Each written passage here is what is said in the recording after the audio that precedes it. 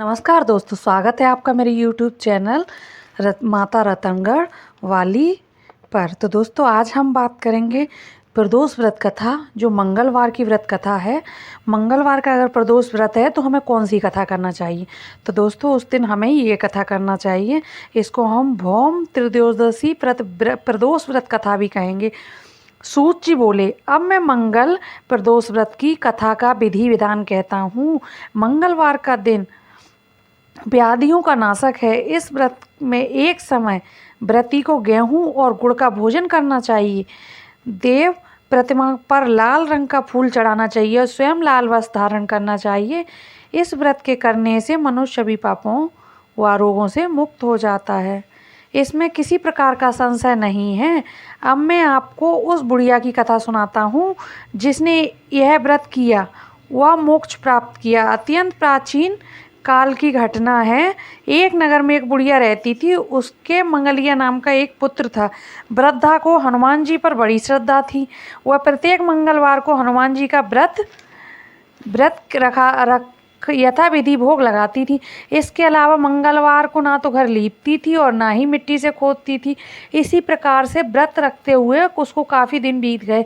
तो हनुमान जी ने सोचा कि चलो आज इस वृद्धा की श्रद्धा की परीक्षा करें। वे साधु का वेश बनाकर उसके द्वार पर जा पहुँचे और पुकारा कि कोई हनुमान का भक्त हो जो हमारी इच्छा पूरी करे।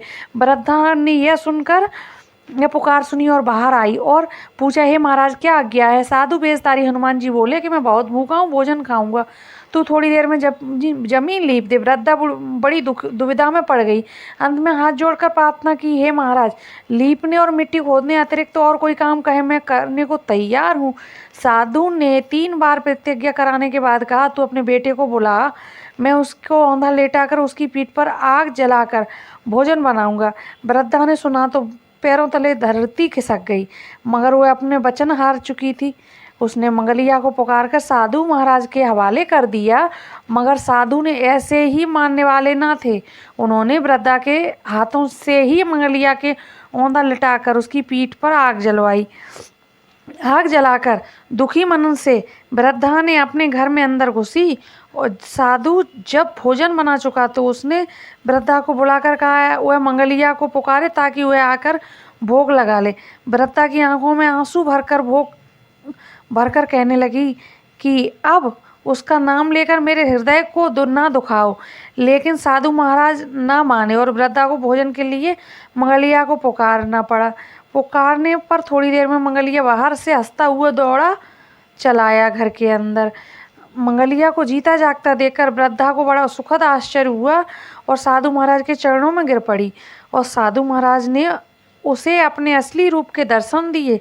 हनुमान जी को अपने आंगन में देखकर वृद्धा को लगा कि उसका जीवन सफल हो गया। सूची बोले, हे ऋषियों, अब मैं आपको बुद्ध प्रदोष व्रत की भी कथा सुनाऊंगा। तो दोस्तों, वीडियो पसंद आए तो लाइक करें, सब्सक्राइब करें। वीडियो देखने के लिए आप सभी का बहुत बहुत धन्यवाद। और ये है मंगल प्रदोष व्रत कथा। जब भी हम मंगल प्रदोष व्रत शुरू करते हैं तो हमें शुक्ल पक्ष से करना चाहिए, यानी कि अमावस्या के बाद से जो प्रदोष व्रत आता है उससे, और मंगलवार का रखना है तो ये कथा सुननी होगी। तो वीडियो पसंद आए तो लाइक करना ना भूलें और शेयर करना भी ना भूलें।